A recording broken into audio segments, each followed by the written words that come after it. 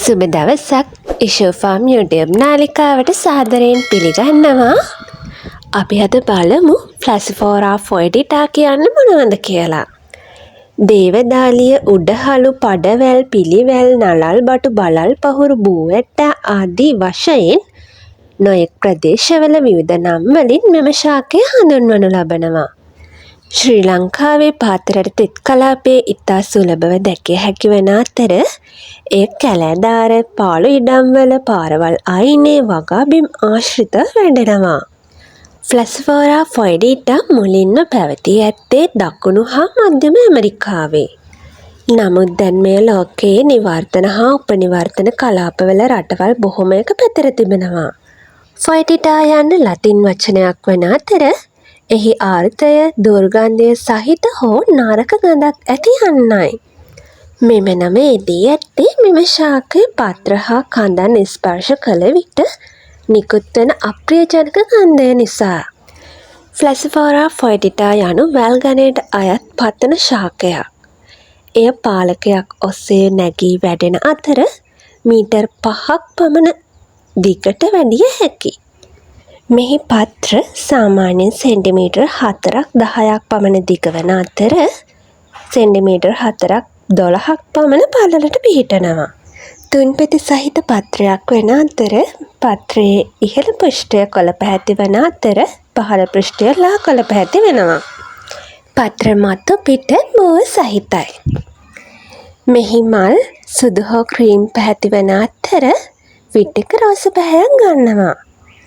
පිරුණු සංකීර්ණ මලක් වන අතර මලෙහි විෂ්කම්භය සෙන්ටිමීටර් 4-5ක් පමණ වෙනවා. මෙහි ඵලය රවුම් හැඩති වන අතර විෂ්කම්භය සෙන්ටිමීටර් 2-3ක් පමණ වෙනවා. කොළ පැහැයෙන් ආරම්භ වී ඉදුණු විට කහ හෝ තැඹිලි පාටට හැරෙනවා. මෙම ඵලය රසවත් පළතුරක් වන අතර එය කුඩා ප්‍රමාණයක වැල් දොඩම් ගෙඩියක් වැනි.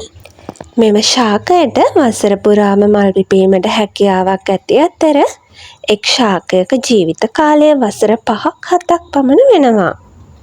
මෙම ශාකය ප්‍රචාරණ ක්‍රම කිහිපයකට ප්‍රචාරණය කිරීමේ හැකියාව තියෙනවා.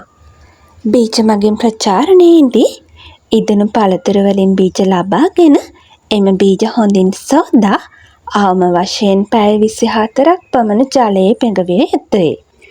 මෙසේ පොඟවාගත් බීජ වැලි මාධ්‍යක වපුරා සති 2-4ක් අතර කාලයකදී බීජඵල ලබා ගැනීමේ හැකියාව තිබෙනවා. කඳන් මගින් ප්‍රචාරණයේදී සෙන්ටිමීටර් 10-15ක් පමණ දිග කොටසක් කපාගෙන එම කොටසේ පහළ පත්‍ර ඉවත් කළ යුතුයි. ඉන්පසු වැලි හෝ කොහොඹත් මිශ්‍ර මාධ්‍යක රෝපණය කර මුල් ඇද්දවීමට සති 2-3ක් පමණ කාලයක් තැබිය යුතුයි. ඉදණු පළතුරු මිහිරි රසයක් සහිත වන අතර ඍජුවම ආහාරයට ගැනීමේ හැකියාව තිබෙනවා. විවිධ බීම වර්ග, ජෑම්, ජෙලි සෑදීමටද මෙම පළතුරු යොදා ගන්නවා. ඒ වගේම විටමින් C, ඇන්ටි ඔක්සයිඩ් සහ තන්තු ඉහළ ප්‍රමාණයක් අඩංගු වෙනවා.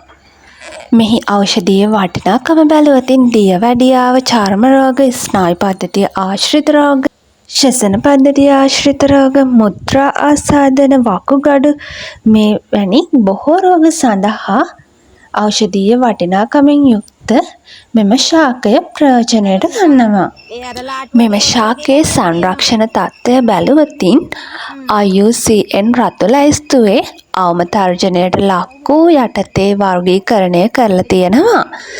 සමහර ප්‍රදේශවල අධික ලෙස පැතිර ඇති අතර අනෙක් ප්‍රදේශවල භූමි හායනය හා වාසස්ථාන විනාශය නිසා තර්ජනයට ලක්ව තිබෙනවා.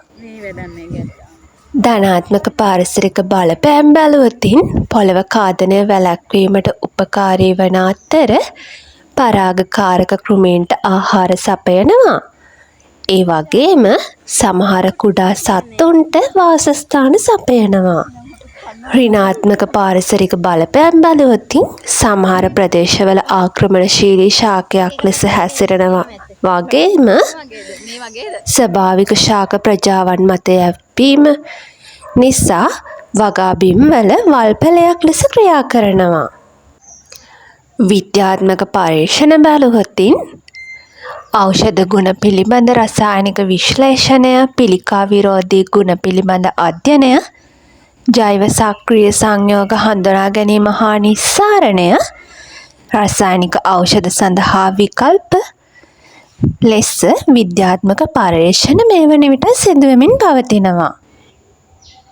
ඉතින් අදටත් කුරුල්ලන් මගෙන් ව්‍යාප්ත වෙලා තැන් තැන්වල පැලවෙන මෙම වැල දැක්කොතින් ගහලවල දාන්න එපා. අනාගත පරපුරටත් අපි මෙම ශාකය දායාද කරමු. මෙම ශාකය අපේ මේ පුංචි දිවයිනේ බහුලව දැකගත හැකි වුණත් එහි සැඟවුණු ප්‍රයෝජන හා වටිනාකම බොහෝ දෙනෙක් නොදන්නා නිසා මෙම වීඩියෝව තුළින් ඔබට දැනුමක් ලබා දීමට හැකි වූවා යයි මම විශ්වාස කරනවා.